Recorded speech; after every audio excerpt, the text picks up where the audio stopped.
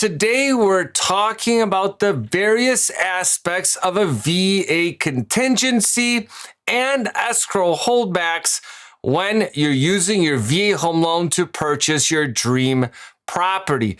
Now, for this portion pretty much works the same across the country. Now, it's definitely going to vary on how competitive a market is, but that's what we're going to break down today. What are your real options when it comes to the appraisal? Because I'll tell you that it's the number one, I would say, complaint from listing agents when veterans are trying to make an offer on a property, that the appraisal is horrible. It always comes in low. All of that is not true. But if you've tried to purchase a home in the last 10 years, it's the same thing that you hear on almost every single transaction. So let's go over what an appraisal contingency is. And you do have various contingencies in your contract. Make sure you read the whole thing that protects you as a buyer when you put your earnest money down, which we just did a video on the other day. And this is one of the contingencies that protects it. So an appraisal contingency basically stipulates that if the appraisal doesn't come in at the appraised value or the purchase price, so if you're buying a place for $300,000 and the appraisal comes in at $300,000, you're good to go. An appraisal contingency would basically say that if you're buying it for $300,000, but the appraisal came in at $290,000, that either you would renegotiate or the sellers would bring down the price to $290,000, or you bring in the $10,000 into the closing and still purchase the property for $300,000, and you'd have the difference of the $90,000, and your VA home loan would be for $290,000 with no down payment. So it's, I think it's definitely worthwhile to look into it. Now, what happens in a lot of competitive markets is that people waive their appraisal contingency. Now, people say, or we've heard real estate professionals, lenders, various people say that you cannot waive an appraisal contingency because the VA does require that the veteran get an appraisal, which is true. But we're going to go through that a little bit later because there's ways that you can not go around it, because it's at the veteran's discretion if they want to have some of the VA's protections, because your contract supersedes what the VA has in place to protect you, which can be both a good thing and a bad thing, depending on where you live in the country. So let's go through what the VA appraisal process looks like. So when you go under contract on a property and you go typically through a home inspection and sign the loan documents, you have to sign what's called the intent to proceed. The lender is going to actually order the appraisal through the VA. You are normally, we've never had, and we've done thousands of deals, we've never had a buyer actually attend the appraisal, because not even buyers, sellers, agents attend them. Normally the appraiser just goes out to the property, they take pictures, they look at comparables in the area, and they determine what the value is. And unlike other appraisals, the VA will invoke what's called Tidewater if the appraisal is going to be coming in low, notifying the lender that they need additional comps.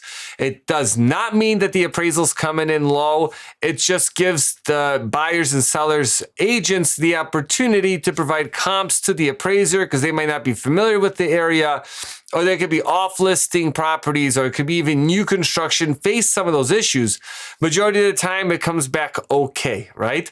Now, some of the big differences between, like, let's say an FHA, VA, and a conventional appraisal, which we could literally spend an hour on, but I'm going to kind of shrink it down, is that the VA does have requirements that are very different for the condition of a property than a conventional loan, right? That's why a lot of sellers like to take conventional loans, because they seem easier. But the VA has definitely made it more competitive on the VA side. And let me explain that. Conventional loans, we've never seen them come back with any repair items. Whatever the condition of the property is, they pretty much take it. FHA, yes, it has similar requirements to a VA loan, but you can't elect to do your own repairs to the place. You have to, unless it's weather related, the repairs have to be done, and it's a burden that falls on the seller. Now, with the VA home loan, it's been like this for a while, but the VA publicly has come out and said that if there's some issues that are non-safety issues, right? So if a deck is falling apart, that can cause your transaction to kind of come to a halt, but there's ways to kind of massage that and get around that.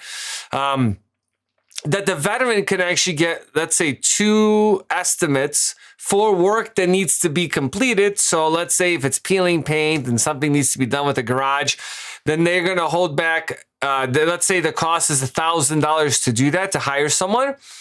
Lender's gonna do what's called an escrow holdback for 1.5 times that amount. So in this case, $1,000 is what needs to be repaired, but they're gonna hold back $1,500, and that's primarily because if something were to go wrong, right, with the like you not completing the work, they have enough money to actually still complete the project without you doing anything.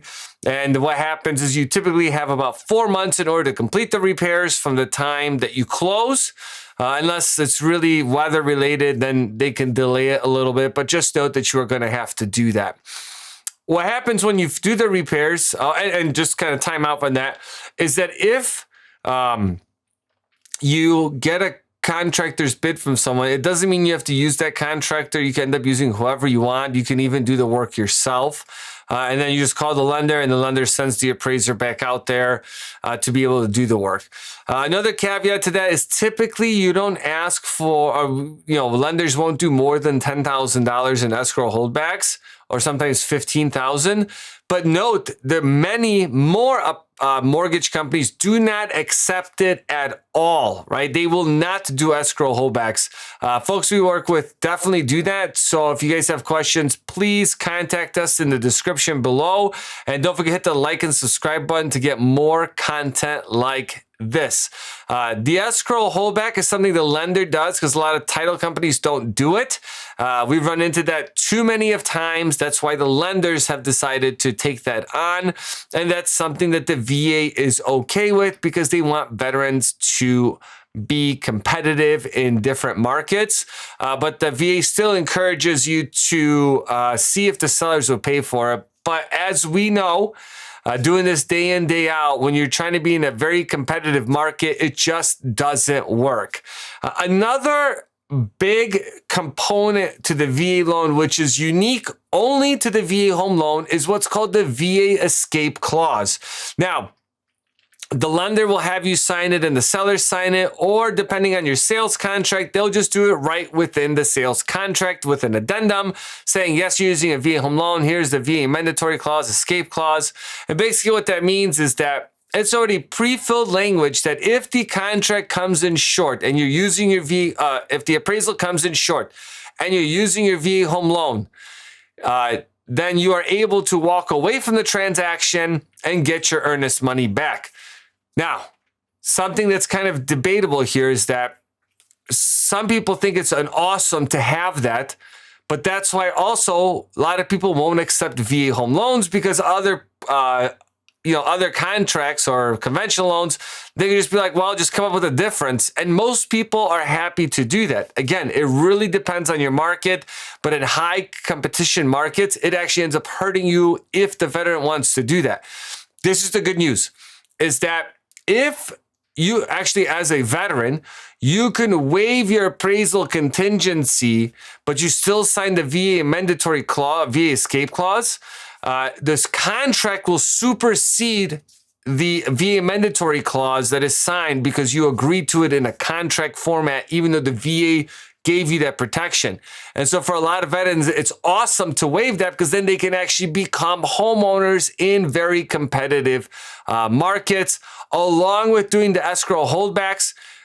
Makes it extremely competitive to be able to purchase it, depending on, again, where you are. So stay well informed, prepare, talk with your agent, make sure your realtor that's showing you the properties could identify, hey, this could be a VA issue. Talk with a lender that knows the VA loan inside and out. Hey, we came across this. Could this be an issue? Most of the time it's no. We've seen appraisals where they come back clean as a whistle, and I'm like, there's no way this is going to pass. And then we've had easy properties where like, this is amazing. This is going to be a walk in the park. And then the appraiser comes back with some type of issues.